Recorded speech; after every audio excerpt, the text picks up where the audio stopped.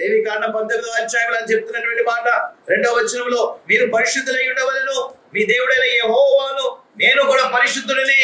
నేను పరిశుద్ధుడు కనుక మీరు కూడా ఎలా ఉండాలని ఆశపడుతున్నాను ఆయన. మెట్టుకు ఈ రోజు గొడవ ఏమిటంటే, నీ దేవుడు పరిశుద్ధుడు, నేను కూడా ఎలా ఉండాలని ఆశిస్తున్నాడు. చెప్పండి, నేను కూడా ఎలా ఉండాలని ఆశిస్తున్నాడు.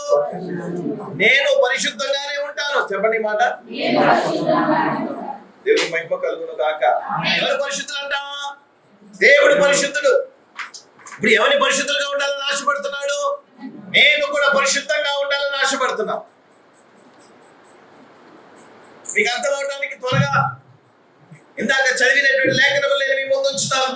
2వ తిమోతికి రాసినటువంటి పత్రిక 3వ అధ్యాయం 16-17 వచనాల్లో, దైవజనుడు సంసిద్ధుడై ప్రతి సత్కార్యమును, అనగా ఇదంతా ఎందుకన్నా చెప్తాను, ఎలా చూడండి. లేఖనములు వ్రాయబడ్డాయి, పాత నిబంధన గ్రంథంలో కొన్ని లేఖనాలు వ్రాయబడ్డాయి. ఆ లేఖనాలు ఇప్పుడు కాలంలో చాలా మంది ఏమంటున్నారంటే, మోషే శాస్త్రం వద్దు, పాత నిబంధన వద్దు, అవన్నీ కూడా యేసుక్రీస్తు ప్రభువు వారు ఏం చేశారు, కొట్టివేశారు. కొంతమంది ఏమంటే నెరవేర్చారు. నేను ఒప్పుకుంటాను దానికి. యేసుక్రీస్తు వారు నెరవేర్చారు కనుక యేసుక్రీస్తు వారు నెరవేర్చి నువ్వు కూడా నెరవేరిస్తే నిజంగా పాత నిబంధన నీకు వద్దు, నాకు వద్దు. నువ్వు నెరవేర్చగలుగుతున్నావా? అంత పెద్ద ఆలోచన కలిగి పరిశుద్ధంగా ఉండమని ఒక మొజాయిక్ లా నీతో మాట్లాడుతుంది. మోషే ధర్మంతో మాట్లాడుతుంది. ఎందుకంటే లేవికాండమే కదా నేను ఇప్పుడు చదివించేది. మరి అలాంటి మోషే పరిశుద్ధంగా ఉండమంటే, ఈ రోజు దేవుని ఆలయానికి మనం వచ్చి వేస్తున్నాము, కానీ ఏమి లేదు మనలో. నేను అంటాను లేఖనాన్ని చదువు. ఇప్పుడు మనం అంటాం లేఖనాలు ఎక్కడ కనబడుతున్నాయి? మీ పితరులు జ్ఞాపకం చేసుకో, వారి గొప్ప లేఖనాలు ఉన్నారు. మీ పితరులు ఎవరు చెప్పాలా? మీ తల్లిదండ్రులు. ఒకవేళ వారు లేకపోతే మీ తల్లిదండ్రులు జ్ఞాపకం చేసుకోనండి. బైబిల్ విషయంలో ఉన్నటువంటి పూర్వీకులు మీరు జ్ఞాపకం చేసుకోనండి. మోకాలు వారు ఎవరైనా సరే దేవాలయంలో మోకరించకపోతే ఊరుకునేవారు కాదు. అది పెద్ద శాసనం, ఇట్స్ ఎ కమాండ్మెంట్. మోకరించడం ఒక పవిత్రతకు వచ్చిన. పౌరులు ఎగిరితే మీకు ఇష్టమా, పాకుతే ఇష్టమా? ఎక్కడ పాకే పౌరులు తెచ్చుకుంటారా? ఏం కావాలి మీకు అంటే దాని ఉద్యోగం అది చేస్తే మీకు కంటిగా ఎలా కనబడుతుంది? పరిశుద్ధంగా కనబడుతుంది. ఎస్, దాని పేరు ఏమని చెప్తాము అని అంటారు. అదే పాకుతుంది అనుకోండి, పౌరమే. కానీ అలాగే ఇప్పుడు పరలోక పరిశుద్ధులు, దేవదూతులు, దేవుళ్ళు అందరూ కూడా ఏమంటారంటే నా పోలికే, కానీ తర్వాత ఏం పదం పెట్టాలో అలాగే అర్థం కాదు. అంటే ఏం చేయాలని బట్టి, అపవిత్రత నీలో చొరబట్టాన్ని బట్టి, ఇది ఎలా చొరబడుతుందో నేను ఏం చేస్తానో కూడా త్వరగా మాట్లాడతాను. అపవిత్రత నీలో చొరబట్టాన్ని బట్టి, అపవిత్రత నీలో ప్రవేశించడాన్ని బట్టి దేవుని పరిశుద్ధతను కోల్పోతున్నావు. ఆలోచించుకోవాల్సిందిగా ప్రభు పేడ మనం చేస్తున్నాను పిల్లల. దేవునికి మహిమ కలుగును గాక. హల్లెలూయా, హల్లెలూయా. అందుకే యోహాను సువార్త 15వ అధ్యాయంలో ఏమంటాడో తెలుసా? ఒకవేళ పరిశుద్ధత కొరకు మీరు పాపులాడితే లోకం మిమ్మల్ని ఏం చేస్తుందంట? ద్వేషిస్తారు. ఆచారములు ఇప్పుడు మనం ఫాలో అవుతా ఉంటే ఏమంటాం లోకస్తులు? ఇదేంటండి అంటారు. నేను అంటాను ఇక్కడ మాత్రం జాగ్రత్తగా కట్టుబాట్లు ఉన్నాయి. మరి ఇది దాటితే కట్టుబాట్లు ఎందుకు మారిపోతున్నాయి అంటే, మీరు నాకు చెప్పేది ఏంటంటే, లోకం ఎలాగైతే డెవలప్ అవుతుందో మనం కూడా మళ్ళీ దేవుడు డెవలప్ అయ్యి నువ్వు డెవలప్ అవుతాయి. మరి అందుకని ఇక్కడ ఎవరు రాయబడ్డదో తెలుసా? లోకం నిన్ను ద్వేషిస్తే నువ్వు అధైర్యపడవలసిన అవసరం లేదు, బెంగపడవలసిన అవసరం లేదు.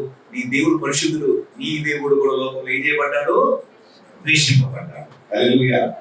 అంతేగాని ధర్మవస్త్రం వేసుకున్నాం ఏమంటారు? నలుగురు దేవుని ఏమన్నా వీళ్ళు అదే అంటారు. ఇంకెందుకు దానికి ఆలోచన ఏమిటి?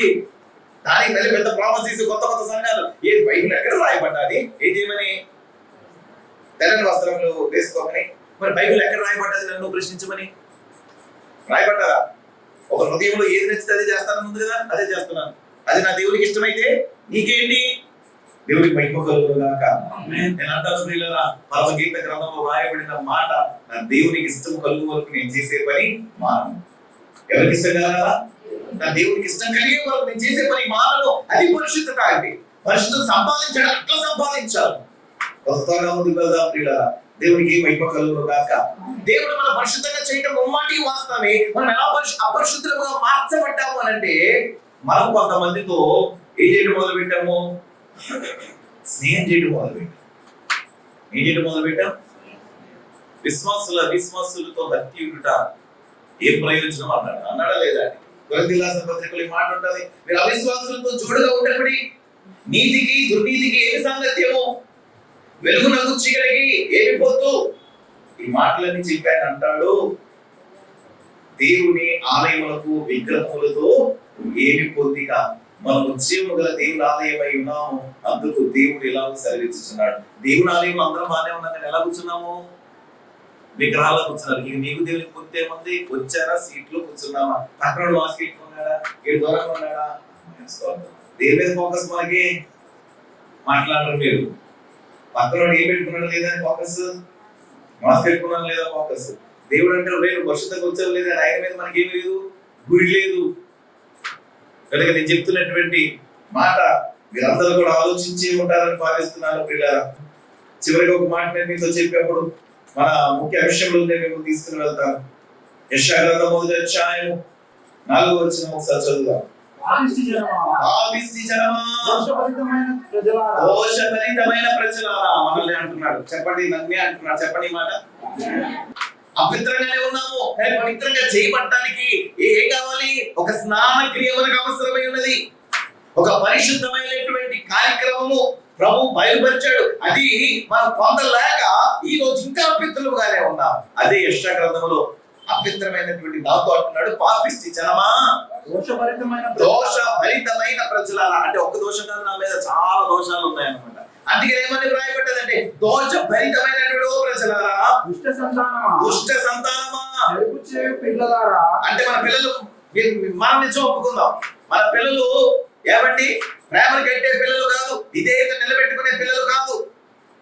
ఎలా కనబడుతున్నారు మన పిల్లలు? క్రమశిక్షణ చెరుపు పిల్లలుగా ఉన్నారు. దేవుని యొక్క ఆజ్ఞలు మీరే పిల్లలుగా ఉన్నారు. మాట్లాడు, అవునా కాదా అండి? నేను అంటాను, బైబిల్ మిషనరీ పేరు పెట్టి బ్యాగ్లో పెట్టుకుని తిరుగుతున్నారు కానీ వారి పిల్లలు ప్రవక్తలుగా ఉండాలి అని దైవజనుడు దీవిస్తే ఈరోజు మన పిల్లలు ఎట్లా ఉన్నారు? దేవాలయానికి వచ్చి దేవుని పాటలు పాడితే సంబరపడతాం, అవునంటారా కదా? అదే పిల్లలు మరి ఇంకా వేరే పాటలు పాడితే ఇంకా సంబరపడతాం. కానీ సమూయేలుని తల్లి అలా పెంచుకోలేదు, మోషేని తల్లి అలా పెంచలేదు. దేవుని మహిమ కలుగును గాక. ఓ పరిశుద్ధత నీలో కనబడుతూ ఉంటే ఆకాశ మండలములో ఉన్నటువంటి దేవదూతలు తలవంచి నీ పరిశుద్ధతలో కొనియాడేటట్టు ఉండాలి. ఎందుకంటే దేవదూతలు పరిశుద్ధుల్ని పరిశుద్ధులు కొనియాడతాం. దేవునికి మహిమ కలుగును గాక. హల్లెలూయా. ఆలోచించండి, ఏమన్నది? చెరుపు పిల్లలారా, మీకు శ్రమ, మనకు శ్రమ. వారు యెహోవాను విసర్జించి ఉన్నారు. వారందరూ యెహోవాను విసర్జించి ఉన్నారు. ఇశ్రాయేలు యొక్క పరిశుద్ధ దేవుని దూషింతురు. ఆయనను విడిచి తొలగిపోయి ఉన్నారు. నిత్యము తిరుగుబాటు చేయొచ్చు, మీరేలా ఇంకను కొట్టబడదురు. ఇక్కడి నుంచి మీరు జాగ్రత్తగా ఉండాలి. ప్రతి వాడు నడినెత్తిని వ్యాధి కలిగి ఉన్నాడు. ఎందుకు? అపరిశుద్ధత కారణం ఏంటి చెప్పండి? వ్యాధి. చెప్పండి. పాపము. చెప్పండి. భారము, రోగము, మరణం. ఇదండి ఈ రోజు అపవిత్రతకు కారణం ఏంటంటే ఆజ్ఞాతి క్రమమే పాపం అంటారు కదా. ఆజ్ఞాతి క్రమమే మాట వినకపోవటమే. ఆ పాపం మూలంగానే కదా ఏమి కొలబడుతున్నారు. ఆ పాపం ఒక భారంగా ఉంది. భారం ఎలా మారింది? ఇప్పుడు రోగముగా మారింది. ఆ రోగం ఏం తెచ్చి పెడుతుంది నీకు? మరణము. ఆ రోగాల గురించి ఈ రోజు నేను మీకు ఒక విశ్లేషమైన రోగాన్ని పరిచయం చేయబోతున్నాను. మీరు అనుకున్నట్టుగా కోవిడ్ పెద్ద రోగం ఏం కాదు. ఇప్పుడు నేను పరిచయం చేసే రోగాన్ని చూస్తే మీరే భయపడతారు. ఇప్పుడున్న రోగాల నుంచి మనం విడుదల పొందాలంటే బయట పెట్టే ఒక బాటిల్ సరిపోతుంది, ముక్కుకి ఒక గుడ్డ సరిపోతుంది, మనిషికి ఒక దూరం సరిపోతుంది. ఈ మూడు ఉంటే పర్వాలేదు అని అంటున్నారు. అంతే కదా? అంతేనా కదా? గట్టిగా ఈ లేకపోతే ఏమొచ్చేస్తుందని భయపడుతున్నాము. ఈ రోగం మనలోకి వచ్చేస్తుంది, భయపడతాం. ఆల్రెడీ నువ్వు రోగం, ఇప్పుడు నేను చెప్పే రోగం నీలో పనిచేస్తూనే ఉంది. ఇంకా ఇప్పుడు చెప్పే రోగం ఏంటంటే నీలో పనిచేస్తూనే ఉంది. అది ఏ స్టేజ్ లో ఉందో మీరు దయచేసి తెలుసుకొని కొంచెం గట్టి మార్పు తేగలిగి క్రీస్తులో జీవించేవారైతే బాగుంటుందని ప్రభు పేట మనం చేస్తాం. చూడండి, అక్కడ ఏముంది? ప్రతి వాడు నడినెత్తి వ్యాధి కలిగి ఉన్నాడు. మీ నెత్తి ఎక్కడ కోసం చూపించుకోండి. మీరు నెత్తి ఎక్కడ ఉంటుంది? వ్యాధి ఉందో చూడండి ఒకసారి. ఏం లేదే, మాట్లాడేటండి. ఉంటే నా చెప్పండి, ఉందా? గట్టిగా. చెడు తలపులు పోటీ చెడు సాములానునా, చెడు తలపులు పోటీ చెడు సాములా. చాలు. దీనిలో ఏదో ఉంటే మరి వ్యాధి లేదన్నా నువ్వు ఉందా లేదా? తాగాలి, తలపు పడుతుంది ఎక్కడ? ఈ నడినెత్తులలో తోడుతుందండి. వర్షం పెట్టినా తాగడానికి వెళ్ళిపోతాడు, కరోనా ఉన్న తాగడానికి వెళ్ళిపోతాడు, మాట్లాడదు. ఇంట్లో డబ్బులు లేకపోయినా తాగడానికి వెళ్ళిపోతాడు. ఇంకా తాగడానికంటే లిస్ట్ ఏమీ లేదు. ప్రపంచం తలకిందులైనా పాపం చేయడానికి పరిగెడతాడు. అందుకే నేను అంటున్నాను, నడినెత్తిది ఏముంది? గట్టిగా చెప్పండి. నాకు వ్యాధి లేదా అయ్యారు ఎవరు ఉంటే ఒకసారి అక్కడ నేను చూస్తాను, ఉద్యోగం చూపిస్తాను మీ మొహాన్ని. ప్రభా ఇంట్లో వ్యాధి లేదా అంటాను. ఆ తలపు పుట్టించడానికి ఎవరు వస్తారట? చెడు తలంపులు పుట్టి, అంటే ఒక ఆత్మ కాదు, చెడు దుష్టాత్మలు ఇవన్నీ కలిసి ఎవరు ప్రవేశించాయి? గట్టిగా చెప్పాలా? నడినెత్తిలో ప్రవేశించాయి. చూడండి, వ్యాధి నడినెత్తిలో వచ్చింది. తర్వాత ఇంకోటి వచ్చిందంట చూడండి, ప్రతివాని గుండె బలహీనమయ్యను. అది ప్రార్థన అంటేనే గుండెకి ఏమవుతుంది? స్ట్రోక్. అబద్ధం చెప్పకండి, నిజంగా ఒప్పుకోండి. కానీ కుటుంబ ప్రార్థన అంటే ఎన్ని స్ట్రోక్లు ఇంట్లో. ఆ స్ట్రోక్లకి ఏమైపోయింది అంటే బ్లాక్లు అయిపోయి కుటుంబ ప్రార్థనలే లేకుండా లేని ఫ్యామిలీలు అయిపోయి. పరిశుద్ధ గ్రంథంలో దైవజన దేవదాసయ్య గారు రచించినటువంటి పుస్తకాలు ఒక మాట ఏంటంటే, కుటుంబ ప్రార్థన లేని గృహాలు శ్మశాన వాటికతో సమానం. అంటే ఎవరితో సమానం? ఇప్పుడు ఆ ఇల్లు సమాధుల్లో ఏముండవు, ప్రార్థనలు ఏమి వినపడవు, సైలెంట్ గా ఉంటది. ఆ ఇంట్లో అన్ని వినపడతాయి, ఏమి వినపడదు? ఒక ఫ్యామిలీ ప్రేయర్ తప్ప. దేవుడు వైపుగలను కాక. నేను అంటాను ప్రియులారా, ఈ రోజు గుండెకి జబ్బు, తర్వాత దేనికి జబ్బు వచ్చింది? గట్టిగా నడినెత్తికి జబ్బు. ఇంకా ఉన్నాయండి జబ్బులు చూడండి. అరికాలు మొదలుకొని తల వరకు. ఇంకేంటి? ఇంకా పెద్దగా అనుకుంటారేమో. అరికాలు మొదలుకొని తల వరకు స్వస్థత కొంచెమైనను లేదు. స్వస్థత కొంచెమైనను లేదు. ఎక్కడ చూచినను గాయములు దెబ్బలు, పచ్చి పుండ్లు అవి పిండబడలేదు, కట్టబడలేదు, తైలముతో ఎత్తన చేయబడలేదు. 60 సంవత్సరాల క్రితం ఈ వ్యాధి చాలా బలంగా ఉండేది. ఇప్పుడు కోవిడ్ అంటే మీరు ఎలా భయపడిపోతున్నారో, ఒక 60 సంవత్సరాల క్రితం ఈ వ్యాధి అంత భయంకరంగా ఉండేది. ఇంకా పర్వాలేదు, ఇప్పుడు ఏదైనా కొంచెం ఇబ్బంది వస్తూ ఉంటే హోమ్ క్వారంటైన్ అంటున్నాను. ఆ రోజు హోమ్ క్వారంటైన్ కాదు, మొత్తం ఊరు నుంచి ఆ యొక్క వారి యొక్క ఊరు పొలిమేర సరిహద్దులు దాటి వాడిని పడేసేవారు అనమాట. ఆ యొక్క మత్సలు నేను మీకు చూపించాలని నేను ఆశపడుతున్నాను పిల్లలు. ఎంత ఉందని మత్సలు సంగ పెద్ద గట్టిగా చెప్పాలి. పడతారు నువ్వు జాగ్రత్తగా మాట్లాడతా, మత్సలు నీకు వద్ద చెప్పాలి అంటే జాగ్రత్త సమాధానం. చిన్నగా ఉందా పెద్దగా ఉందా? గట్టిగా ఏమైంది? చిన్నగా ఉందా పెద్దగా ఉందా? చిన్నగా. ఇప్పుడు నేను ఈ మత్స పడుతున్నటువంటి విషయంలో త్వరగా నేను మీ ముందు కొన్ని అంశాలు నేను ఉంచుతాను, జాగ్రత్తగా మీరు ఆలోచించండి పిల్లరా. ఈ మత్సకు మందు లేదు. ఏంటి మత్సకి ఏమీ లేదు? ఈ మత్స వచ్చినటువంటి వారు, ఈ మత్స కలిగినటువంటి వారు క్రమేణా మరణానికి వెళ్ళిపోతారు, కానీ మళ్ళా తిరిగి బ్రతుకుతామనే ఆశ వారిలో లేదు. దీన్ని బాగు చేస్తామనే ధైర్యము భూప్రపంచంలో ఎప్పటికీ లేదు. 60 సంవత్సరాల క్రితం జరిగినటువంటి ఒక యథార్థమైనటువంటి ఒక రోగం గురించి ఈరోజు నేను మీతో మాట్లాడుతున్నాను. ఈ రోగం గురించి లేవి కాండంలో 2 అధ్యాయాల చరిత్ర మోషే గారు మనకు రాసి వినిపించారు. లేవి కాండము 14వ అధ్యాయం, 13వ అధ్యాయం. ఈ 2 అధ్యాయాలు మీరు చదివితే ఆ విషయాలు మీకు బయలుపరచబడతాయి. నేను అంటాను, ముందు చూడండి, మచ్చ కనబడుతుందా? ఎంత ఉంది మచ్చ? చిన్నగా ఉంది, పెద్దగా లేదు కదా. ఎక్కడ ఉంది? శరీరం మీద ఉందో లోపల ఉందో? శరీరం మీద ఉంది. మచ్చ ప్రారంభం ఎలా ఉంటుంది? కొంచెమే. తర్వాత పైన కనబడుతున్నటువంటి ఆ యొక్క ప్రదేశంలో కనబడుతున్న మచ్చ కొంచెం లోపలికి వెళ్తానంట. ఎంత లోపలికి అని చెప్పా? కొంచెమే, ఎక్కువ కాదండి. కొంచెం లోపలికి వెళ్ళి ఏ బయటికి చూపిస్తుంది? దాని తీవ్రతను బయటికి చూపించింది. ఇక్కడ ఉన్నాను అని పిల్లరా చూపించింది. ఇంకొన్ని రోజుల తర్వాత శరీరం అంతా వ్యాపిస్తుంది అంట. ఏమవుతుంది చెప్పాలా? శరీరం అంతా వ్యాపిస్తుంది. ఇది బాగా ఎక్కువ ఎక్కడ వ్యాపిస్తుంది అంటే ముఖము, చేతులు, కాళ్ళు, వీటి బలంగా వ్యాపిస్తుంది. వ్యాపించింది. ఏం లేవనికి నేను అంటాను మచ్చ ఉన్నప్పుడు వేలు ఉన్నాయి, మచ్చ ఉన్నప్పుడు ముఖం ఉంది, మచ్చ ఉన్నప్పుడు కాళ్ళు ఉన్నాయి, మచ్చ ఉన్నప్పుడు అన్నీ ఉన్నాయి. మచ్చ పెరిగేసరికి ఏమయ్యాయి? కాళ్ళు తినేసాయి, వేలు తినేసాయి. నేను అంటాను కోవిడ్ అనేది భయంకరమా కాదా? ఇంకా పర్వాలేదండి, కాళ్ళు చేతులు అన్నీ ఉంటాయి, ఊపిరి అంతే, ఆ కుస్తీ పడతాడు, ఆక్సిజన్ పెడతాడు, బతుకుతా లేకపోతే పోతాడు. కానీ ఇది ఎలాగో ఒకసారి నేను పంపించదు, ఏం చేస్తుంది? తిరిగివేస్తుంది. నేను అంటాను ఈ కుస్తీ గురించి లేవి కాండంలో 2 అధ్యాయాల చరిత్ర మోషే గారు దేవుడి ద్వారా రాయించాడు. ఇందుకు కుష్టి వ్యాధి కలిగితే ఏమని పేరు తెలుసా వారికి? చదవండి దయచేసి ఆ మాట త్వరగా. యెషయా లేవి కాండము 13వ అధ్యాయము 1వ వచనం నుండి త్వరగా.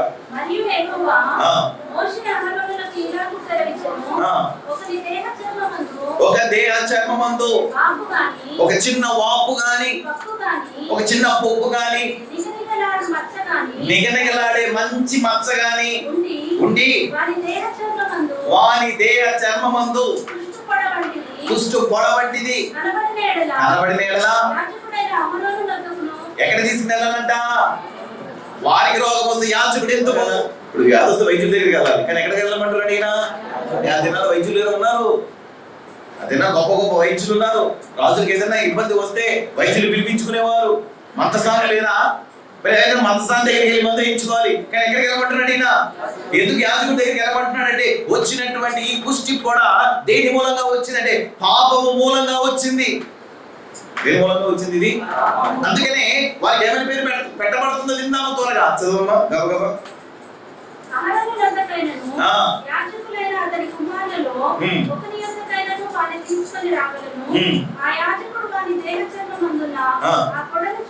చూడగా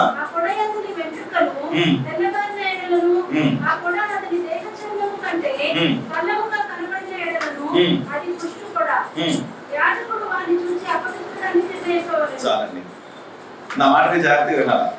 ఇట్లా ఒకసారి మా సిసిలో ఉన్నాడు. ఒక రోజంతా బాగా క్రీమ్ రాసాడు, మొగానికి సంతోషంగా ఉన్నాడు, ఏ బాధ లేదు. మనలో తిరుగుతున్నాడు, మీలో తిరుగుతున్నాడు, ఏమండి అందరితో తిరుగుతున్నాడు, హ్యాపీగా ఉన్నాడు, పాటలు పాడతాడు, అన్ని బాగా గంభీరంగా చేస్తున్నాడు. అనుకోకుండా ఆయనకి ఏమొచ్చింది? చిన్న మచ్చ వచ్చింది చేతి మీద. అలా ముందు చూపించాడు, ఏదో మామూలు మచ్చే, అందరికీ చూపించాడు మామూలు మచ్చే. అందరు కొట్టుకుంటున్నారు, తిరుగుతున్నారు, సంతోషంగా ఉన్నారు. ఏదైనా చిన్న మచ్చ ఇక్కడ ఉండి ఏమైంది? కొంచెం గట్టిగా చెప్పండి. కొంచెం పెరిగింది. పెరిగినప్పుడు ధర్మశాస్త్ర ప్రకారం ఎక్కడికి వెళ్ళాలి? యాజకుడి దగ్గరికి వెళ్ళాలి. పోనీ యాజకుడి దగ్గరికి వెళ్ళాను. యాజకుడు నేను పరిశీలన చేస్తున్నాను, కొంచెం మచ్చ తేడాగా ఉంది. 7 రోజులు క్వారంటైన్లో ఉన్నారు. ఎన్ని రోజులు? ఇక్కడ 14 కాదు, బైబిల్ చరిత్ర చెప్తున్నాను. 7 రోజులు నువ్వు ఇక్కడే ఉండు, సమాజంలో ఎక్కడ తిరగబాకు, నేను పరిశీలించాలి. ఆ రోజు రాత్రి అంతా కొంచెం ప్రార్థన చేస్తారు. లేడా క్వారంటైన్ లో చేస్తారు, మీకు తెలియదు. క్వారంటైన్ లో ఫోన్ చేసి అడగండి. ఆ బాధలు ఆ ఏడుపులు సామాన్యంగా లేవుకోము. ఏమండి ఆ యొక్క చేతి మీద ఉన్నటువంటి మచ్చ ఎంట్రుకలు అన్ని బాగానే ఉన్నాయి. మరుసటి రోజు వచ్చాడు, చూశాను, అన్ని బాగానే ఉన్నాయి. 3వ రోజు 7వ రోజు అన్ని బాగానే ఉన్నాయి. అప్పుడు నేనేమంటానంటే నువ్వు పవిత్రుడురా, మామూలు మచ్చ ఇంటికి వెళ్ళిపోయినా సంతోషం. కానీ అదే మరుసటి రోజు వచ్చినప్పటికీ ఆ వెంట్రుకలు తెల్లవారాయి అనుకోండి, ఏమొచ్చింది? అంతమందిలో కుష్ఠుతి వచ్చింది. బాగానే ఉంటుంది, కుష్ఠుని పిలిస్తే బాగానే ఉంటుంది, కానీ ఏమని పిలుస్తాను అతన్ని? ఇతన్ని నేను అపవిత్రుడుగా పిలుస్తున్నాను అని ఎప్పుడైతే అంటానో సమాజంలో ఉన్న వాళ్ళందరూ కూడా ఎవరు పిలవాలి? ఇతని everybody should declare him as an unclean person. దాదాపు 30 సార్లు పైగా 2 అధ్యాయాల్లో అపరిశుద్ధుడు, అపవిత్రుడు, అపవిత్రుడే పిలిచారు. చిన్న మచ్చ వస్తే అపవిత్రుడుగా పిలుస్తున్నాను. నేను అంటాను ఆ మచ్చ పేరే ఈ రోజు నీ యొక్క పాపములో శ్రేష్టమైనటువంటి పాపము. ఒక మచ్చగా ఈ రోజు నీ జీవితం ఉందో లేదో ఒక్కసారి అలా స్కాన్ చేసుకోండి. అయ్యా నాలో మచ్చ లేదని ఎవరైనా ఉన్నారా? కొంతమంది మచ్చ తెలియని మచ్చ, ఎవరికి తెలియని మచ్చ అని 10 మందిలో వారు మచ్చ గురించి ఏమంటే కనుగొచ్చుకుంటారు. ఎంత దౌర్భాగ్య స్థితి. మీకు అర్థమవుతుందని నేను చెప్పేది. చక్రవర్తి గారు లాస్ట్ సిగరెట్ తాగుతారు, అది ఎవరికి తెలియదు, ఆయన భయపడతారు. అవునా కదా? 4-5 సార్లు నాకు ఎదుగు పడిపోయారు అనుకోండి. 6వ సారి చక్ర మాస్టర్ గారు బాగా సాయంత్రం మీటింగ్ వచ్చేయండి అంటే ముందు మచ్చ చిన్నగానే ఉండేది, ఇప్పుడు ఏమైందా మచ్చ పెరిగి పెద్దదయ్యి లోపలికి వెళ్ళిపోతుంది. నాకైతే నువ్వు తాగేమన్నా చెప్తున్నావు, సిగరెట్ తాగేమన్నా చెప్తా, నేనేం చేయలేదు. కానీ పొద్దున నేనుండవు, ఈ వేలు కనబడవు, పొద్దున నేనుండవు, నీ పాదలు కనబడవు. అప్పుడు మంచం మీద పడి ఉండి దిక్కులేని వారిని పాట పాడుతూ మాస్టర్ గారిని పిలవండి అంటూ అప్పుడు నేను ఎలా రావాలి చెప్పాలా? అప్పుడు నేను ఎలా రావాలా? నేను తాగకుండా ముట్ట కూడా దూరంగా నిలబడి చక్రవర్తి గారు బాగున్నారా అని అన్నా. కానీ యాజకుడు అలా అనడానికి దేవుడు అధికారం ఇవ్వలేదు. దేవుడికి మహిమ కలుగును కాక. నేను అంటాను, ఎంత బంధువులు అయితే మంచు చూసిన వెంటనే ఏమంటున్నాను నేను అతన్ని? అపవిత్రుడు. ఎంత బాధ కలుగుతుందండి. ఇప్పుడు ఇతను వెంకటరత్నం గారి ఇంటికి వెళ్ళడానికి వీల్లేదు, మన సంఘాన్ని రావడానికి వీల్లేదు. ఒకవేళ ఎవరికైనా కనబడితే ఏమని చెప్పాలి? అతన్ని అని పిలవాలి, అతను అపవిత్రుడని పిలవాలి. అందరూ పిలిచినప్పుడు ఈ సమాజంలో నుండి అతను ఏం చేస్తాము? దూరంగా తిరిగేస్తాం. అక్కడ కూర్చుని అతను ఏం చేస్తాడు? ఏడుస్తూ ఉంటాడు. అది ఏడిచిన బాధ లేదండి, మనం తన అపవిత్రుడన్నా బాధ లేదండి. ఇప్పుడు నా బాధ వినండి, ఈ మచ్చ ఎక్కడితో ఆగదంట. మచ్చ పై చర్మానికి కనబడి లోపలికి ప్రవేశించి అక్కడ ఉన్నటువంటి నరములను, నరసిస్టం అంటారు చూస్తారా, దాన్ని తినేయడం ప్రారంభిస్తాను. ఈ మాట జాగ్రత్తగా ఏం తింటదని? ఆ యొక్క నరాలు తినడం మొదలు పెడతారు. నరాలు తిన్నా కొన్ని రోజుల తర్వాత ఆ యొక్క మాంసములు, ఎముకలు కూడా తినేస్తారు. ఏం తినేస్తుంది? కానీ ఇతరుగా సంగతి నొప్పి తెలియదు. పాపము చేసే ప్రతి వాడికి దాని నొప్పి, దాని తీవ్రత తెలియదు. చేద్దామా చేద్దాం, తిందామా తిందాం, సాయంత్రం చేయడం ఏం చేద్దాం? మరి ఏం చేద్దాం? సాయంత్రం కూర్చొని ఏం చేద్దాం? ఎవరికి తెలియదు. తలుపు వేసుకుని తాగే బ్యాచ్ ఒకరు, తలుపు తీరా ఎవరికి తెలియదు ఎవరు తాగట్లేదని చెప్పే బ్యాచ్ ఒకరు. నేను అంటాను, ఇది బహిరంగమైనటువంటి అపవిత్రత, అంతరంగమైన అపవిత్రత. క్రైస్తవులై ఉండి మన పిల్లలు ఈ లాక్డౌన్ లో కనీసం ఒక పుస్తకం చదవలేకపోయారు, బైబిల్ గ్రంథం పూర్తి చేయలేకపోయారు, ఒక అధ్యాయం చదవలేకపోయారు. ఇదంతా దౌర్భాగ్యమైన అపవిత్రత. ఒకసారి ఆలోచించారు. ఆన్లైన్ క్లాసెస్ ఉన్న ప్రాముఖ్యత దేనికి లేదు? మన పిల్లలు అపవిత్రత తొలగించడానికి పరిశుద్ధ గ్రంథం చేత పట్టుకుని చదివించడానికి మనం సిద్ధపడట్లేదు. ఎందుకే ఏమని పేరు వచ్చింది ఇతనికి? అపవిత్రుడు. నేను అంటాను, వెళ్ళి కూర్చున్నాను, నేను అంటాను ప్రియులారా జాగ్రత్త. ఈ అపవిత్రత శరీర అవయవులకు ముందు తాగుతుంది. అవయవుల నుంచి నీరు ఎక్కడికి వెళ్తుంది? అది గుండె వరకు చేరుతుంది. నేను చెప్పే పాపం గురించి అర్థమైంది నేను చెప్పింది అంటే the sin touches the extremities and that leads your destruction of the soul. ఎక్కడ తాగుతుందంటే అది వేళకు తాగుతుంది. అది వ్యసనమై కానివ్వండి, దేవుని యొక్క పవిత్రమైన కార్యంలో అపవిత్రంగా చేసేవాడు ఉంటారు. అర్థమవుతుందో చెప్పేది ప్రియుడా? కనుక ఈ పాపం, ఈ చెడులు తాకినప్పుడు ఆ తాకిన పాపములను నెమ్మదిగా తినేస్తుంది. తెలియదంట, తినేస్తుందని ఎవరికి తెలియదంట. ఏంటంటే పాపం ఏం చేస్తుంది? మనుషులు తినేస్తుందని తెలియదు. ఒక దశ వచ్చినప్పటికీ అన్ని కోల్పోయి, సర్వము, కాళ్ళు, వేలు అన్ని కోల్పోయిన తర్వాత అప్పుడు తెలుస్తుంది. ఇందాక యెషయా గ్రంథం మీకు చదివించాను. ఏటైనా ఉజ్జియా కుష్టి వ్యాధితో మొత్తం చనిపోయాడండి. ఉజ్జియా చనిపోయిన తర్వాత దేవుడు చేయమన్నాడు, నేను పరిశుద్ధుడు అంటున్నాడు. అంటే ఉజ్జియా జీవితంలో ఏం కావట్లేదు. మీకు అర్థమైందా? అందుకనే రాజు వృత్తి పొందిన తర్వాత అది వెంటనే తన పరిశుద్ధ గురించి మాట్లాడుకున్నాడు. ఎవరు సంతానం సంపెట్టాలి, ఆయన చనిపోయిన బాధపడాలి, కొత్త రాజు డిక్లేర్ చేయాలి. కానీ ఆయన వచ్చిన వాళ్ళు లేవే.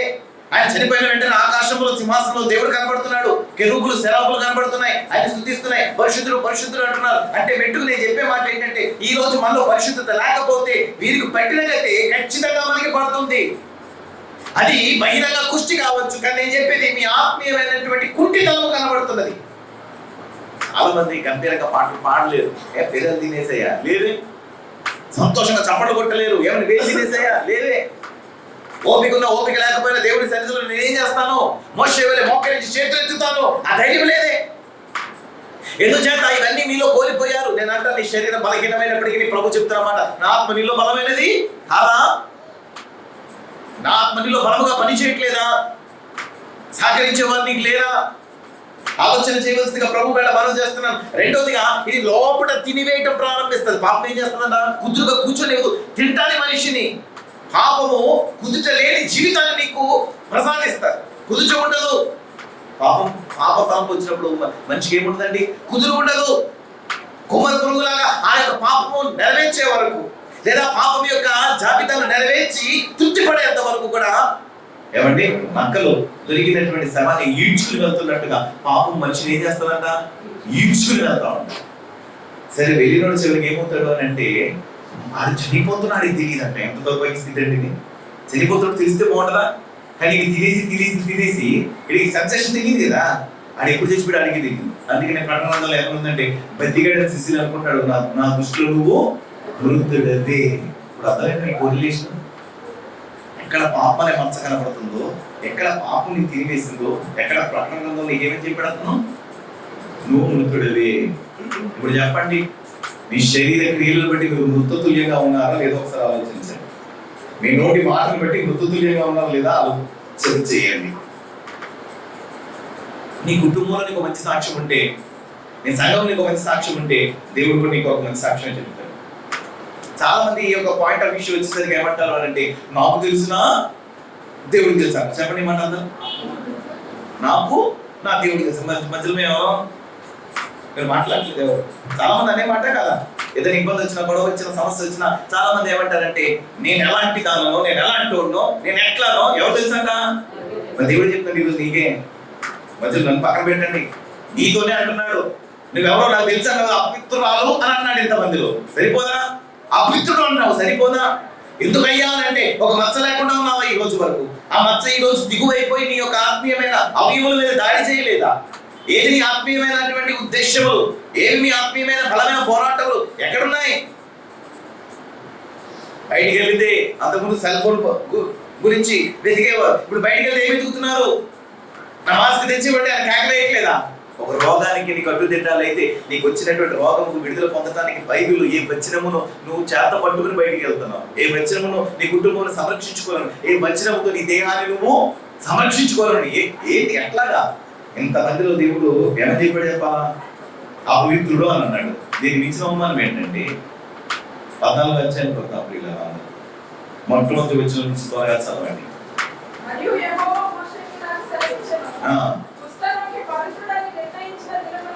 అయితే కొన్ని రోజులకి ఇలా చూడండి, అతను పవిత్రుడు కావటం చాలా కష్టం. ఆ రోగం ఏమైపోవాలా? It should be healed. చెప్పండి ఈ మాట. ఏమవ్వాలా? స్వస్థత కలగాల. కానీ ఆ దినాల్లో రోగం వచ్చింది కదా, ఈ వేలు తిని తిని తిని తిని ఇక్కడికి ఆగేది. అన్ఫార్చునేట్గా అనమాట. అంటే రోగం అక్కడికి ఏమేది? ఆగేది. ఇది తినేది కాదు, సెన్సేషన్ తెలిసేది. మనిషి కొంచెం బాగుండేవాడు, మాట్లాడేవాడు, ఉత్తి 2-3 ఏళ్ళే పోయాయి. అప్పుడు గబగబా యాజకుడి దగ్గరికి వచ్చి అయ్యా అయ్యా అయ్యా అయ్యా నాకు రోగం ఏమైంది? ఆగిపోయి. ఆవిడ మళ్ళా యాజకుడు ఏం చేస్తారు? పరిశీలిస్తారు. నిజంగా తగ్గిందా లేదా? తగ్గితే ఇతను మళ్ళీ ఎవరింటికి వెళ్ళాలా? వెంకటరత్న గారి ఇంటికి వెళ్ళాలా వద్దా? దేవాలయానికి రావాలా వద్దా? ఆ బంధువులో కలవాలా వద్దా? తిరిగి మళ్ళా మాలో కలవాలంటే ఒక నియమం ఉంది ప్రియుల. యాజకుడు చూసి నువ్వు పవిత్రుడు వెళ్ళు అని చెప్తే కుదరదంట. అక్కడ పాపం అన్నప్పుడు మాత్రం ఏం కుదిరింది? నువ్వు అపవిత్రుడు అంటే అది కుదిరింది. కానీ ఇప్పుడు నువ్వు బాగుపడిన తర్వాత నువ్వు పవిత్రుడు చెప్తే కుదరదు. ఇక్కడ ఏం చేయాలంటే ప్రియులారా, 2 పావులు తీసుకురావాలంట. పరిశుద్ధమైన 2 పక్షులను తీసుకురావాలేను. ఇక్కడ మన కథ ప్రారంభమైంది. ఏం తీసుకురావాలి చెప్పండి? 2 పరిశుద్ధమైన పావులు తీసుకురావాలి. ఆ 2 పావులను పట్టుకుని యాజకుడి దగ్గరికి వస్తాడంట. ఆ 2 పావులతో పాటు ఇంకేం తీసుకురావాలంట? ఒక దేవదారు కర్రను తీసుకురావాలి. కర్రే, చిన్న కర్ర, ఒక దేవదారు కర్ర తీసుకురావాలి. వెంటనే ప్రియులారా, ముగింపులో ఉన్నాం, జాగ్రత్తగా. ఏం తీసుకురావాలా? ఇంకేం తీసుకురావాలంట అమ్మా? ఒక రక్త వర్ణము కలిగినటువంటి ఒక నూనెను, ఒక మంచి దారం, అండి ఎర్రగా ఉండాలి చూడటానికి, అదో తీసుకురావాలి. ఇంకా ఇస్సోపు, అది కూడా ఎరుపు, అలాగే నీలము, ఈ రంగులు ఎక్కువగా కనపడుతుంది. ఈ ఐగుప్తు దేశంలో ఎక్కడ ఎడారిలో మోసే చెట్టు, ఇలాంటి ఇస్సోపుకు దేవుడు విలువనిచ్చాడు. ఈ రోజు ఇవన్నీ ఎవరు తీసుకురావాలి చెప్పాలి గట్టిగా? అపవిత్రుడు ఆ వ్యాధి నయమైన తర్వాత, తక్కువ మొహం బట్టి బాగుపడ్డాడని తెలిసిన తర్వాత అప్పుడు రావాలంట. If he is been healed or if he is been cured, తగ్గుంది అనే మాట వినబడినప్పుడు, అది మచ్చ కాదు, బాగుపడ్డాడు పర్లేదు అని నమ్మకం కలిగినప్పుడు ఇవన్నీ పట్టుకుని ఎక్కడికి రావాలంటే ప్రియులారా? యాజకుడి దగ్గరికి రావాలి. అప్పుడు యాజకుడు ఏం చేస్తాడో తెలుసా? ఈ 2 పవిత్రమైనటువంటి ఏమంటే పక్షులను, ఆ యొక్క దేవదారు కర్రను, ఆ యొక్క రక్త వర్ణము కలిగినటువంటి నూనె పోగును, ఇంకా ఇస్సోపును, ఇవన్నీ తీసుకుని వచ్చి యాజకుడి దగ్గర నిలబడితే యాజకుడు అంట ఒక మట్టి పాత్రను తీసుకుని వస్తాడంట బయటికి. ఈ కథ జాగ్రత్తగా ఏం తీసుకుని వస్తాడు? మట్టి పాత్రను తీసుకుని వస్తాడంట. ఆ మట్టి పాత్రలో నీళ్లు ఉబ్బుతూ ఉంటాయి. అది భూగర్భం నుంచి వచ్చే నీరై ఉండాలి. అంటే నిష్కలంకమైన నీరు దాని యొక్క అర్థం, పవిత్ర జలం అని దాని యొక్క అర్థం. ఆ యొక్క నీరు ఆ యొక్క పాత్రలో ఏమవుతూ ఉండాలంటే అది రన్నింగ్ అవుతూ ఉండాలి. ఇప్పుడు దాంట్లో ఆ యొక్క పావురాన్ని తీసుకుని వచ్చి ఆ పావురాన్ని ఏం చేస్తారంటే అండి బలిస్తారు. ఏం చేస్తారు ఆ పావురాన్ని? ఆ పావురాన్ని అతను బలిచ్చేస్తారు. బలిచిన వెంటనే ఆ యొక్క నీళ్లు రక్తము మిళితమైపోతుంది. ఒక పావురం చనిపోయిందా లేదా? గట్టిగా చెప్పండి.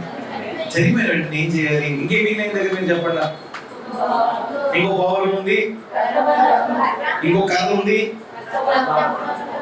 ఒక నూనె పోగు ఉంది, ఎర్రది, ఇంకా ఇసుక. ఒక కర్రను తీసుకుని వింటున్నారా? ఆ కర్ర మీద ఒక పావురాన్ని, మిగిలినటువంటి సజీవ పావురాన్ని నిలబెట్టి ఇసుక అనబడుతున్నటువంటి ఆ యొక్క మొక్కలను తీసుకుని దాని మీద పెట్టి ఆ యొక్క నూనెపోగు ఏదైతే ఉందో ఎర్రది ఏం చేయాలి? ఆ యొక్క బ్రతుకున్నటువంటి ఆ యొక్క చిన్న జీవరాశిని, పక్షిని జాగ్రత్తగా కట్టి ఆ కర్రను పట్టుకుని దేంట్లో ఉంచాలి? ఇప్పుడు ఆ రత్నములో ఏముంచాలా? ఆ చిన్ని పక్షిని జాగ్రత్తగా రత్నంలో కంప్లీట్ మునిగేటట్టు దాని ముంచి బయటికి తీయాలి. మరి ఎందాక చచ్చిపోయింది, మరి ఇదేంటి పెట్టుకున్నది? పైగా బతికిన దీన్ని ఏం చేయాలంట? మీరు మాట్లాడండి.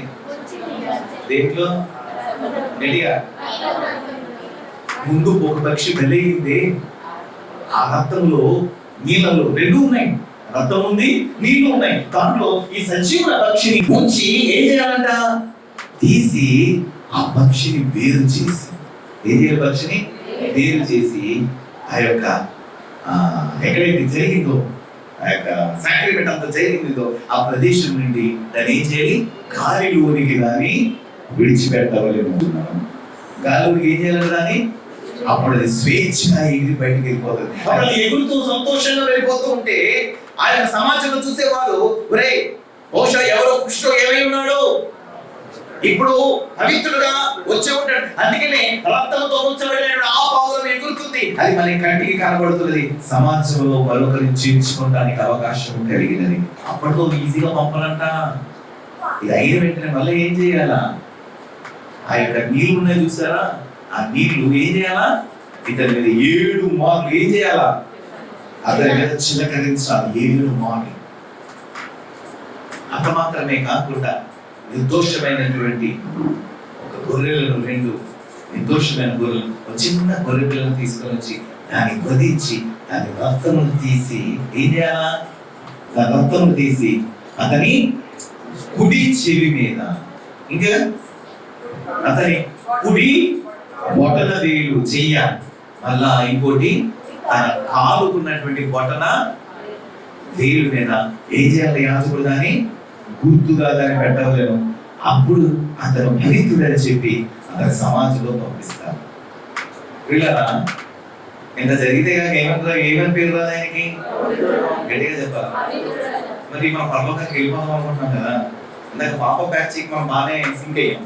మరి ఇంత పెద్ద క్రియ జరగాలంటే నువ్వు దేంతో ఉంచబడాలా? ఎవరితో ఉంచబడాలా? ఎలా ఉంచబడాలా? ఈ కథలు నేను త్వరగా చెప్తాను. ఎగిరే పక్షాన్ని మీరు, బలైపోయే పక్షాన్ని మీరు, సస్యన కోరుకుందా మనం బలైన పక్షాన్ని కోరుకుంటారా? మీరు ఏ పక్షాన్ని కోరుకుంటారు? మీరు దేవాన్ని ఎగురుతారనే పక్షే కదా మీరు. హల్లెలూయా. మీరు ఎగిరే పక్షే కాదా నేను కూడా చెప్పను. కానీ మీ కొరకు ఎవరు బలయ్యారు? మరి యేసుక్రీస్తు ప్రభు. ఓ పావురం మీద చూసారుగా ఏం చేస్తుంది? నేను ఆ పక్షి కొరకు నేను బలవుతాను. ఆదామును తయారు చేసినప్పుడు, 2వ ఆదాము బయటకు వచ్చినప్పుడు పరలోకంలో నిర్ణయించినటువంటి దేవుడు ఎవరు పరిపూర్ణంగా ప్రాణం పెట్టగలడో పంపబడినటువంటి దేవుడికి తప్ప, నియమించిన దేవుడికి తప్ప కింద ఉన్నటువంటి మానవుడైనటువంటి ఆదాముకు పరిపూర్ణమైన మానవుడిని క్రీస్తు ప్రభువుకి ఏం తెలుసు? అందుకనే యేసుక్రీస్తు ప్రభువు చెప్పిన మాట, ఆయన చిత్తం తప్ప నాకంటూ ఏమి ఇక్కడ భూలోకంలో విషయస్ లేవు అన్నాడు. హల్లెలూయా. నేను అంటాను అంత ఇంపార్టెంట్ ఏంటంటే ఈ రోజు మనం నివసిస్తున్న భూమి అర్థమవుతుందా? దాని మీద ఏముందంట? రన్నింగ్ వాటర్, జలుబులతో నింపబడినటువంటి భూమి. దాని మీద ఎవరు నిర్దోషమైనటువంటి యేసుక్రీస్తు వారు ఏం చేయబడ్డారు? బలి చేయబడ్డారు. అయితే బలి చేయబడిన తర్వాత ఏమవుతుంది? అక్కడ నీరు రక్తము కనబడలేదా? ఇదిగో అక్కడ ఉన్నటువంటి ఒక వ్యక్తి పరుగులో వచ్చి ఆ పక్కన ఏం చేశాడు? బల్లెంతో పొడిచినప్పుడు ఏం కాలిందంట? నీరును రక్తములో రెండు ఏమేమి ఉన్నాయి? రెండు కలిసి ప్రవహించినట్లుగా మనం చూసాం. దేవునికి మహిమ కలుగును గాక. మీరు గమనించండి, ఒకవైపు ఏమొచ్చిందంట? రక్తము, మరొక వైపు ఆ దాంట్లో బ్రతికున్న పావులో తెలుస్తున్నాయా లేవా? కింద గట్టిగా సపోర్ట్ కూడా అందరం ఈ బ్రతకవలసిన పావురాలు, బ్రతకని ఎగరవలసిన పావురాలు. అందుకని పొడిచిన వాడు కూడా ఏమంటాడంటే, ప్రకటన గ్రంథంలో పొడిచిన వాడు కూడా ఆయన రాక మరలా చూస్తున్నాడు. ఏమంటే ఆ యొక్క బలుగు పొడిచినప్పుడు నీరు వచ్చాయంటే సరిపోయేది. ఇప్పుడు నీరు కాకుండా రక్తం వచ్చిందని సరిపోయేది. కానీ ఏం ప్రవహించింది? రెండు కలిసి ప్రవహించి అది వారి మీద పుక్షింపబడినట్లుగా కూడా మనం చూస్తున్నాం. దేవునికి మహిమ కలుగును గాక. అది జరిగిన తర్వాత బ్రతికిన పక్షి దేనికి కట్టాలంట? దీనికి దేవదారు. మరి సిలువ దేంతో చేయబడ్డది? రేపు పరలోకానికి వెళ్తే మనం అయితే అప్పుడు చూద్దాం. కానీ ప్రస్తుతం ఈ మొజాయిక్ లా ప్రకారంగా అందరూ ఏమనుకుంటారంటే అది బహుశా కేదార్ అనబడుతున్నటువంటి అంటే దేవదారు సిలువతోనే ఆ కర్ర సిలువ చేయబడ్డాలి. దానికి ఎవరంట కట్టబడాలా? ఈ బ్రతికున్న పక్షి. రెండోది ఏముంది అక్కడ? రక్తవర్ణపు ఒక నూనె పోగు కనబడుతున్నది. ఏమిటది? ఏంటది? నిబంధన. చెప్పండి గట్టిగా. నేను ఇక్కడే కట్టుబాటుగా కట్టుంటాను. మూడోది ఏం కనబడుతుంది? అది నన్ను పవిత్రం చేయాలి. విశ్వపుతో నన్ను కడుగు ప్రభు అని తాను ఏడుస్తాడు. దేవుడు మహిమ కలుగును గాక. ఆ కట్టబడినటువంటి పక్షి దేంట్లో ఉంచబడాలి ఇప్పుడు? ఇదిగో ప్రవహిస్తున్న క్రీస్తు గాయములలో వాడు వెళ్ళి ప్రయాణం చేసి బయటకు వస్తే కాక వాడు మహిమ మేఘములకు ఎగిరే పావురంలా సిద్ధపడలేడు, పవిత్రుడు ఎంచబడలేడు. రేపు పరలోకానికి వెళ్ళేటప్పుడు దేవదూతలు నేను చూచి నిలబడాలి అంటే ఎంత పెద్ద పరిశుద్ధమైన క్రియ జరగాలి. దేవుడికి మహిమ కలుగును గాక. హల్లెలూయా. వెంటనే నేను చెప్పే చివరి మాట, నీకు ఇష్టం ఉండాలి ప్రియులారా. నేను ముగిస్తున్నాను. ఏముండాలి నీకు? ఏంటి ఇష్టం? రెండు పక్షులు, నువ్వు పక్షి కదా. ఏ పక్షి నువ్వు? స్వేచ్ఛగా ఎగిరే పక్షి నువ్వు. ప్రాణం పెట్టే పక్షి అయితే కాదు. ప్రాణం పెట్టే పక్షి ఎవరు? సిలువ వేయబడిన యేసుక్రీస్తు. ఆయన ప్రాణం పెట్టాడు. నువ్వు ఎగిరే పక్షివి. అయితే నీకేముండాలి ముందుగా? ఇష్టం. చెప్పండి మాట గట్టిగా చెప్పండి. ఇష్టం. నీకు ఇష్టం ఉండాలి. రోగం వచ్చినప్పుడు దాని విడుదల పొంది నీకు ఇష్టం ఉండాలి. నీకు ఇష్టం లేకుండా అది సాధ్యమేనా? ఇది కూడా బైబిల్ ప్రూవ్ చేయగలుగుతాం. యేసుక్రీస్తు వారు పరిశుద్ధమైనటువంటి పర్వతం మీద ఎన్ని ధన్యతల గురించి చెప్పారు? 9 ధన్యతలు. సరే, ప్రసంగం ధన్యతలు కాదు కానీ ఈ ధన్యతలన్నీ చెప్పి ఆ పర్వతం దిగి వెళ్ళిపోతా ఉంటే ఒక కుష్ఠుడు వచ్చాడు ఆయన దగ్గరికి. హల్లెలూయా. ప్రసంగం కూడా మీరు జాగ్రత్తగా వినండి. ఇన్ని ధన్యతలు కష్టపడి ప్రసంగం చేస్తే ఒక కుష్ఠుడు వచ్చాడు ఆయన దగ్గరికి. మీరు అర్థమవుతుందని చెప్పేది ఆటగా ప్రసంగం చేస్తే అందరూ భలే చెప్పే ప్రభు అనే వాళ్ళు రావాలి. కానీ ఎవరు వచ్చారంట? ఒక కుష్ఠుడు వచ్చి ఏమన్నాడంటే, దేవా నన్ను బాగు చేయడం నీకు ఇష్టమా అని అడిగాడండి. దేవుడు ఏమన్నాడు? నాకు ఇష్టమే, నీకు కూడా ఇష్టమే అంటే నాకు ఇప్పుడు నుంచి ఇష్టమే అన్నాడు. ఏం చేశాడు చెప్పిన కుష్ఠరోగిని గట్టిగా కౌగిలించుకుంటే, నేను అంటాను ప్రియులారా, అప్పటి కాలంలో రోగం మానేది రోగం కనబడకుండా చేశారండి యేసుక్రీస్తు. హల్లెలూయా. ఇప్పుడు అంటాను యేసుక్రీస్తు ప్రభు ఎందుకు ఆ పక్షిగా బలవలసి వచ్చింది అని అంటే, లేఖనములో ఉన్నటువంటి యాజకులు కేవలము పవిత్రమా అపవిత్రమని చెప్పగలరు. కానీ ప్రధాన యాజకుడిని యేసుక్రీస్తు తిరిగి వారిని అన్నిటికీ పవిత్రంగా ఉంచడానికి తన రక్తముతో వారిని తిరిగి కడిగి శుద్ధి చేసి అవయవులతో సైతమును తిరిగి జీవించిన స్వస్థత ఈ చరిత్రలో మనం చూస్తున్నాం. దేవుని మహిమ కలుగును గాక. జాగ్రత్తగా వినాలి మీరు అందరూ కూడా. ఇక్కడ మిరియాము ఏం వ్యాధి వచ్చింది? గట్టిగా పెట్టుకుంటారు. ఏమండి? సిరియా దేశం సేనాధిపతి, దేశం బయట ఉన్నటువంటి 3 కుష్ఠరోగులు ఉన్నారు. సామాన్య ప్రజలే. వారు ఏ రోగంతో బాధపడుతున్నారు? నేను అంటాను ఈ కుష్ఠ వ్యాధి లీడర్ ఎవరిమా? మిరియాము. సంఘాన్ని నడిపిస్తుంది నాయకురాలు. వదిలిందా? వదలలేదు రోగము. సేనాధిపతి వదిలిందా? అతన్ని వదలలేదు రోగము. సామాన్య ప్రజలు దేశం బయట కూర్చున్నారు 3, వారు వదిలిందా? ఇందాక ఒక రాజు చూపించా, ఏం పేరు? ఆయన వదిలిందా? అంటే ఈ రోగము నువ్వు ఏ క్యాటర్లో ఉన్నా సరే నేను వదలదు. జాగ్రత్త. నేను అంటాను ప్రియులారా, దేవుని మర్చుట పాపముతో సమానం.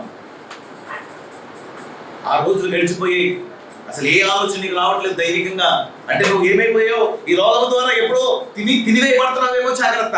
ఆత్మీయమైన వేరు నీలో లేకుండా తినివేయబడ్డదేమో జాగ్రత్త. అందుకనే దావీదు గారు పాపం చేసిన తర్వాత నాతాను గారు వచ్చి దావీదుని ఖండించినప్పుడు దావీదు కూర్చుని ఏడుస్తాడు. పెళ్లి గారు కూడా పాపిన, ఇట్లా చివరి ముద్దయిపోయారు. నీ చిత్తమైతే నా నుంచి ఒక చిగురు పుట్టించాను ఏడుస్తే అప్పుడు దేవుడు అంటే సరే పుట్టిస్తానంటాడు. అందుకే లేదా క్రీస్తు చిగురుగా వచ్చి ఇలాంటి పాపిష్టి జనాంగమును ఇందాక చదివామే యెషయా గ్రంథంలో, పాపిష్టి జనాంగమా, దోషభరితమైన జనాంగమా, వీరందరినీ రక్షించడానికి క్రీస్తు ప్రభు విలవిలలాడుతూ దేంట్లో ఇందాక చూశారు కదా, ఒక ఎంతర పాటలో విలవిలలాడుతూ తన ప్రాణాన్ని ఏం చేశాడు? అతను స్వేచ్ఛగా ఇష్టపూర్వకంగా బలించాడు.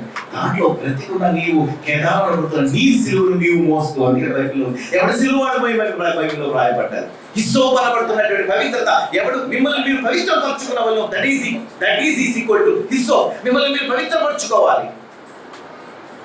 మునిపోగానే ఆ తీసుకున్న నిర్ణయానికి మీరు కట్టుబాటు కలిగి ఉండాలి. అలా క్రీస్తు రక్తంలో ఎవడైతే నుంచి బయటికి రాగలుగుతాడో అప్పుడు మిరియాము బాగుపడ్డారు. దేవుని మహిమ కలుగును గాక. నేను అంటాను, మనం పత్రికలు మాట్లాడగలం. ఇప్పుడు న్యూ టెస్టిమెంట్కి వస్తే యేసుక్రీస్తు దగ్గర 10 మంది కుష్ఠరోగులు వచ్చారా రాలేదా? గట్టిగా చెప్పండి. 10 మందికి దేవుడు ఏం చేశాడు? యేసు రక్తం ఏమన్నాడు? ఏమన్నాడు చెప్పండి. స్వస్థపరిచాడు. అబద్ధం చెప్తారు ఏంటి? ఏం చెప్పాడు? 10 మంది కుష్ఠరోగులకు ఏం చెప్పాడు? మీరు వెళ్ళండి, మీకు కలిగినటువంటి ఆ యొక్క వ్యాధి ఏదో మీ యాజకులైనటువంటి ఆ యొక్క ప్రీస్ట్కి వెళ్ళి చూపించుకోండి అన్నారు. మీరు విశ్వాసంగా వెళ్ళి చూపించుకుని వెళ్తే పోవాలేవా? ఎవడైనా సరే కోవిడ్ టెస్ట్కి వెళ్ళినప్పుడు నెగిటివ్ రావాలి, పాజిటివ్ రావాలి, గట్టిగా వినపడలేదు.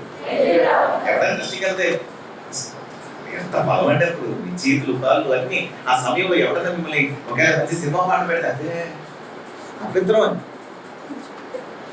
అలానే అభ్యంతరం ఆ టైంలో ఆ బిర్యానీ అభ్యంతరం అంటే ఓవర్ టెస్టింగ్ వెళ్ళినప్పుడు అన్ని అభ్యంతరమే. అది నెగిటివ్ అని ఎప్పుడైతే అన్నాడో ఆ కార్యకి మరుక్షణం మారిపోతుంది. ఎలాంటి పవిత్రతో ఎలాంటి అభ్యంతరంతో నాకు అర్థం కావట్లేదు. నాలో దేవుడు మీకు కలుగును గాక. నేను అంటాను, క్రీస్తు రక్తంలో ఉదక స్నానం చేయమంటారని బైబిల్లో రాయబడింది. మిమ్మల్ని మీరు పవిత్రపరుచుకుని బాధ్యత మీకు ఇచ్చాడు. కేదారు నువ్వు ఎప్పుడు మోస్తున్నావు? హిస్సోపుతో నువ్వు ఎప్పుడు దిద్దుకుంటున్నావు?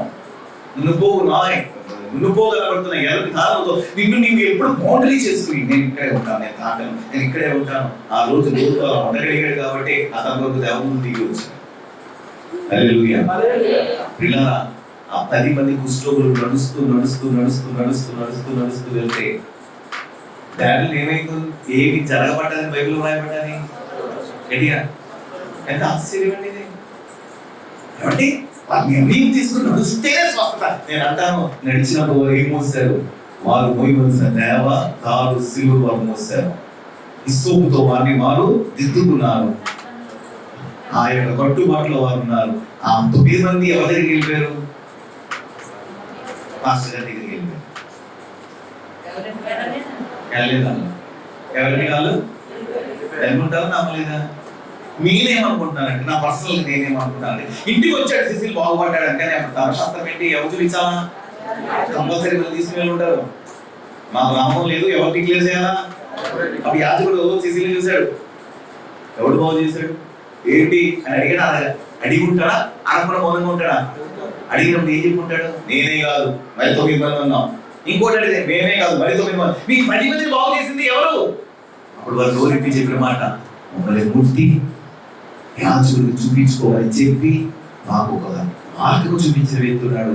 ఆయన పేరు నజరేతులో ఉన్న యేసు. 9 మంది ప్లానింగ్ దేవుని తెలియదు అంటే నేను వారిని చర్చ చేయలేను కాబట్టి, కానీ ఒకరు మాత్రం ఖచ్చితంగా చర్చ చేస్తాను. ఒకరు మాత్రం భూ సంబంధమైన పాస్టర్ దగ్గరికి వెళ్ళలేదంట. సగం దారి వెళ్ళేసరికి అన్ని బాగోయేవి. నేను అంటే ఎలా తెలుసు ఉంటానంటే పోయిన తినేసిన ఏళ్ళు నడుస్తూ నడుస్తూ దేవుడు మరలా పుట్టించాడు. తినేసినటువంటి చేతులు దేవుడు మరలా పుట్టించాడు. ముఖమును స్పర్శ అన్ని తెలుస్తున్నాయి. మధ్యలోనే తన అడుగును వెనక్కి వేసి ఎవరు కావడానికి వచ్చాడు? నిజమైన యాజకుడు.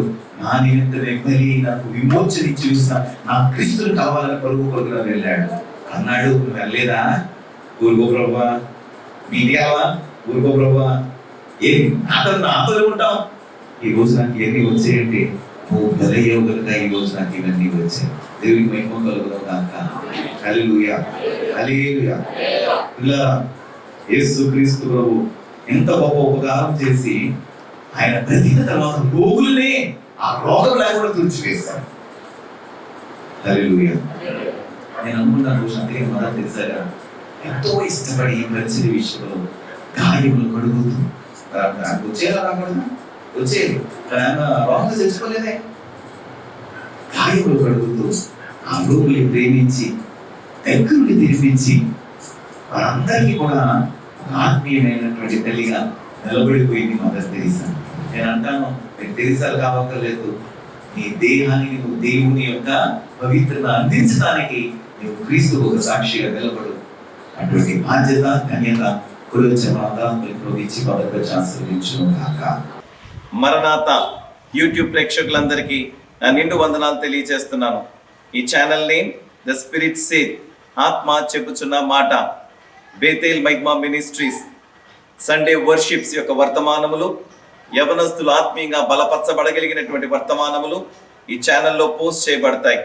మీరందరూ కూడా ఆత్మీయంగా బలపరచబడులాగున ఈ వర్తమానములు వీక్షించవలసిందిగా ప్రభు పేరట నేను మిమ్మల్ని కోరుతున్నాను. బాధల్లో, కష్టాలలో, ఇబ్బందుల్లో ఉన్న ప్రతి వారు కూడా ఈ వర్తమానం మూలముగా బలమును సంపాదించి ఆ కీడును జయించి ప్రభుకు సాక్షులుగా మనము మహిమ మేఘములోనికి ఆయన్ని కలుసుకొనగలము. అట్టి విశ్వాసములు అమర్చబడగలిగిన వర్తమానములే ఈ ఛానల్లో పోస్ట్ చేయబడతాయి. ప్రతి వారు కూడా ఈ ఛానల్ని లైక్ చేయండి, సబ్స్క్రైబ్ చేయండి. May God bless you. అందరికీ మరణాత.